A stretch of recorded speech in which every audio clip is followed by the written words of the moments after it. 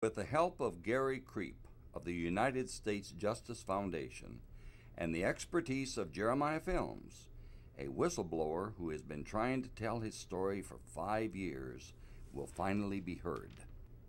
What you will be seeing are clips of raw footage from a film to be released in May 2006. That film is intended to prevent Hillary Rodham Clinton from ever living here again. In a series of events to benefit Hillary Clinton's campaign, a luncheon at the world-famous Spago in Beverly Hills, a tea at the home of Cynthia Gershman, and a gala private concert like never before seen in Hollywood, Paul spent approximately $1.6 million. That money has never been declared by the Hillary for Senate campaign.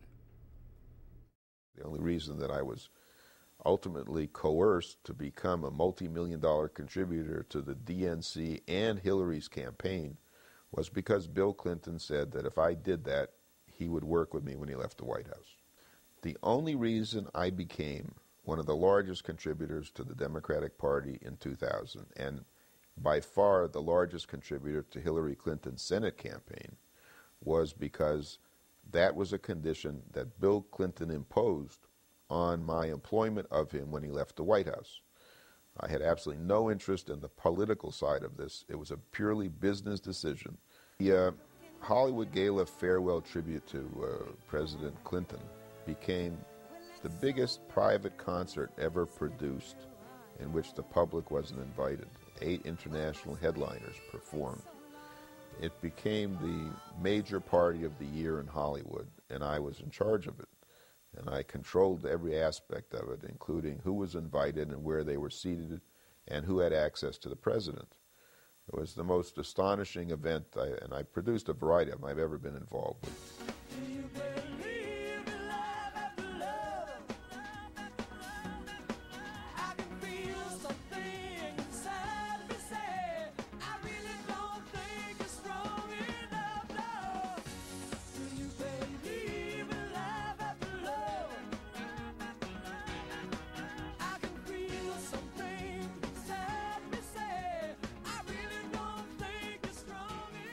Everything seemed to come together, and on August 12th of 2000, we had about 1,300 people that showed up. Most of them were my guests.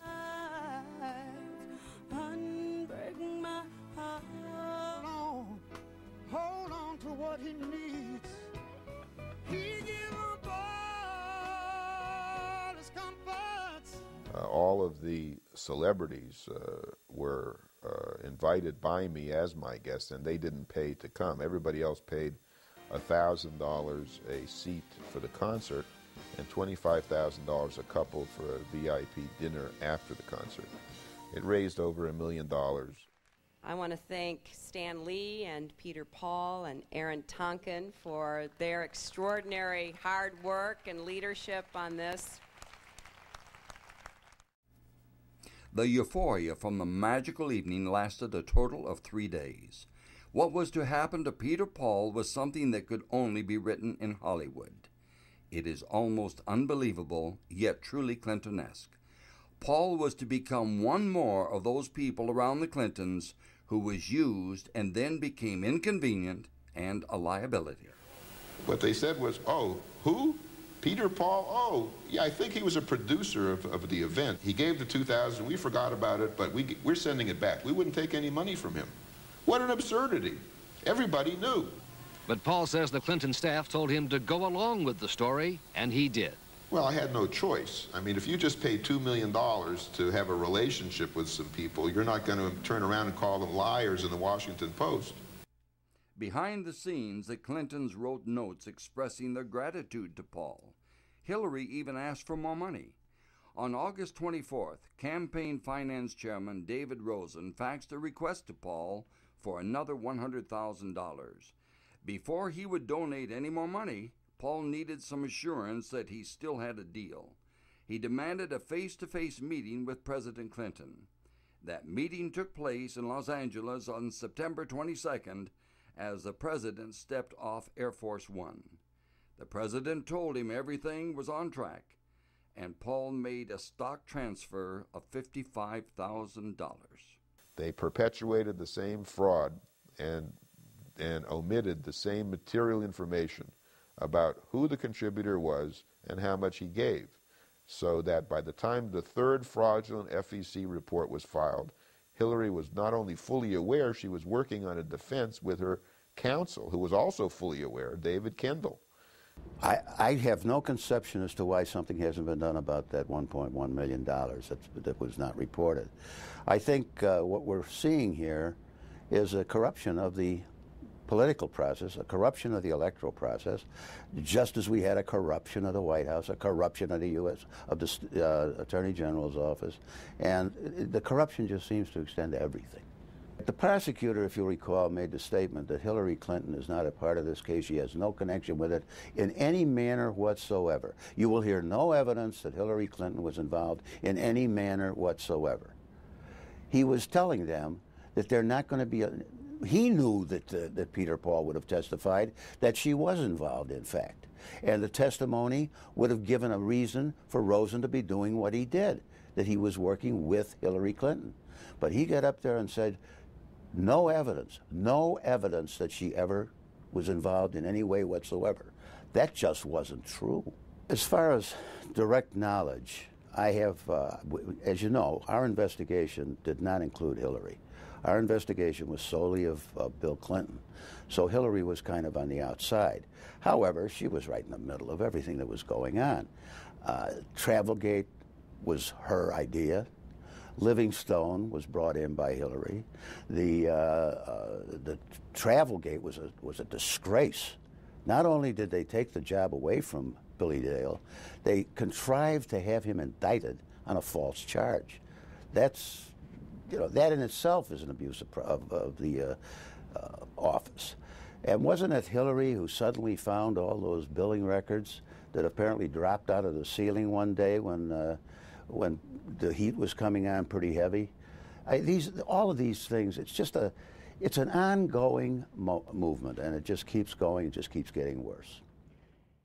From the perspective of what's happening in the political environment in Washington today, it is unbelievable that the Democrats are attempting to use the ethics issue as a way to force the Republicans to be defensive by calling a Republican culture of corruption as an issue that the voters should be concerned about, and pointing to the ethical lapses that have been alleged against Republican congressional leadership like Tom DeLay or Bill Frist, and advisors like Louis Libby.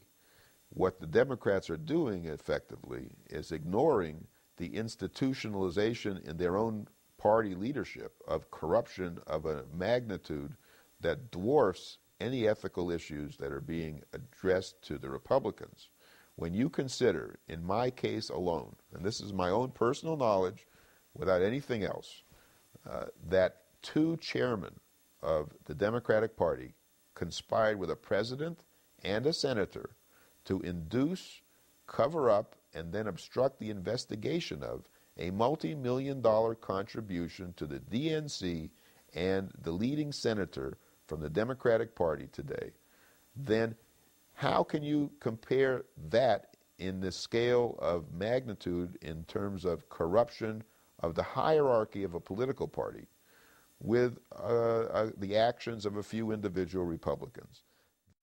Everything that I'm doing today is to take advantage of this first ever lawsuit to cause a president and senator to have to testify under oath about their role in the activities leading to the hiding, covering up, and obstructing the investigation of my multi-million-dollar contribution to the DNC and Hillary's campaign.